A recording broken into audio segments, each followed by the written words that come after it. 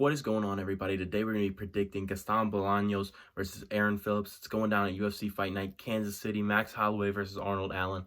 If you want to see all my fight coverage on this, it will be in the UFC Kansas City playlist. So make sure you go watch this. We're predicting every fight on the card, and you might see some other content regarding the Fight Night card. Anyways, let's get right into it. This fight is very, very interesting because it's on the prelims, but you've got two very experienced guys, but yet they have very, very little UFC experience. And for one of the fighters, Gaston Bolanos, he has no UFC experience, but at the same time, he's got 9 fights all in Bellator. So lots of experience at high level competition for Gaston Bolanos. And then for Aaron Phillips, this is his second stint in the UFC. And just like I said with Lucia Pudilova in their last fight, sometimes I feel that the second stint can almost make you more aggressive and more willing to win.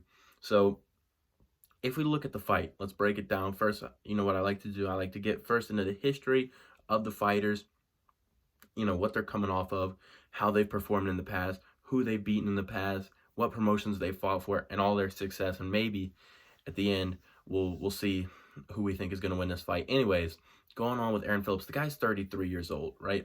So he's obviously not a spring chicken anymore. The dude this is a bantamweight fight, by the way. So again, 33 is a lot older for bantamweight than, heavyweight. But the guy's 33. His last fight was a loss to Jack Shore. That was his first fight on his second stint in the UFC, which is why I believe he is different from Lucia Pudilova.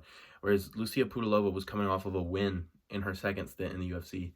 He's coming off of a loss on his second stint in the UFC, which doesn't really make me motivated to pick him because I don't feel like he's coming back in here for vengeance like Lucia Pudilova is. I feel like he's just kind of coming in here to just, get some fights in the UFC, but maybe not be a top contender.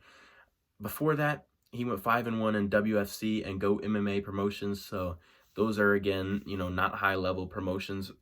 Obviously, they're professional, but they're not just, they're not what you would think of in Bellator or even any other higher promotions around the U.S., maybe not even like LFA or anything. But anyways, he had 2 fights in the UFC before his ultimate being cut from the UFC, and his last fight in the UFC was 2014.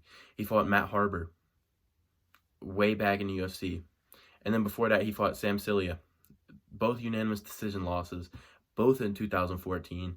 And then, obviously, he fought this year, or I think it was last year, 2022, against Jack Shore.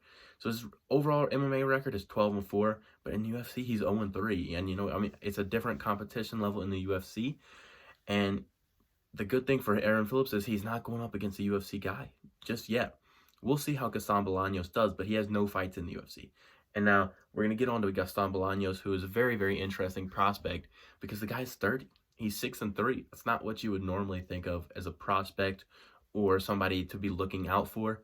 And I don't think, people aren't looking at him as a prospect right now, but I think one day with the right fights and the right performance finishes and the right, structure for Gaston Bolanos, you could see something like a rise for him. So pretty much he's 30 years old. He's 6-3. All 9 fights coming in Bellator. The guy's won every fight he's fought by knockout or TKO, and he has an amazing spinning back elbow. It's just one of the best. You can see him in Muay Thai fights and kickboxing fights. He pulls it out all the time in Muay Thai. It's just dangerous, man. He's just a dangerous fighter. That's what I have written down about him. He's just dangerous. You just don't want to engage in a bad situation with the guy. He's just a dangerous fighter, and he can hurt you with any shot. So, Aaron Phillips, he doesn't get finished all that often. He had one finish, which I want to talk about. It was Chris Gutierrez. Now, if you guys don't know, this was Chris Gutierrez in the WFA. So this was a good Chris Gutierrez. If you guys know Chris Gutierrez, I think he's fighting Pedro Munoz on this card. Chris Gutierrez is an amazing fighter. He just KO'd Frankie Edgar in the last fight. And Chris Gutierrez is a serious guy to watch out for at bantamweight. So that is his only TKO loss. So if Gaston Bolanos can go in here and TKO him or KO him, he will be making a statement. I'm just saying, because Aaron Phillips does not get finished that often. And if he does get finished, he's in there with good company is what I'm trying to say with Chris Gutierrez. So obviously it's not looking great for Aaron Phillips, and it's just from the record and the resume comparison, he does have the better fights. All of Gaston Bolanos' fights were in Bellator against not even higher named opponents in Bellator. But, you know, he lost twice by submission, and he lost once by split decision. So Aaron Phillips is going to want to get to this fight to the ground. It's going to be a fairly interesting striking matchup, but I think Aaron Phillips is going to try and take this fight to the ground. Now, I'm hoping Gaston Bolanos can defend the takedown and keep this on the feet, and that is what I'm banking on. I'm predicting that Gaston Bolanos gets out there, defend the takedown every time it comes at him. I think he's going to be able to defend the takedown. I think he's also going to be able to just strike with him. And I think that the striking from Gaston Bolanos is better, and I think it's going to be a very interesting striking matchup.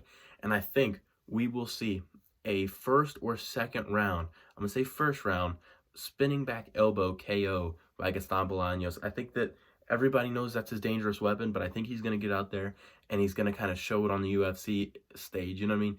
Just kind of like when Alex Pereira, we were like, you know, this dude's dangerous. And then he went out there and, you know, flying knee KO'd his UFC debut. So that's how I kind of see this fight going. And 30's not too old. It's not the youngest, especially for bantamweight, but I don't think it's too old at all. And I think you're going to see Gaston Bolanos rise in the UFC, and I think he's going to be fairly dangerous. And I think he's going to be that guy that pretty much nobody wants to fight because he has no name as of right now. And yeah, so that's what I got. I got Gaston Bolanos by round 1 TKO / knockout, spinning back elbow. I think Aaron Phillips will be rushing in at some point in the fight, and I think Gaston Bolanos will just turn around and hit him with the spinning back elbow. Let me know what you guys think about this prediction. Again, all my predictions for UFC Kansas City will be in the UFC Kansas City playlist. Make sure you're watching. We have every single fight if you want to see it, all the way from Lucia Pudilova versus Jocelyn Edwards, all the way up to Max Holloway versus Arnold Allen. So if you want to see any of those predictions, make sure you put it in the comments, or make sure you just watch. They're all there. So anyways, peace out, guys.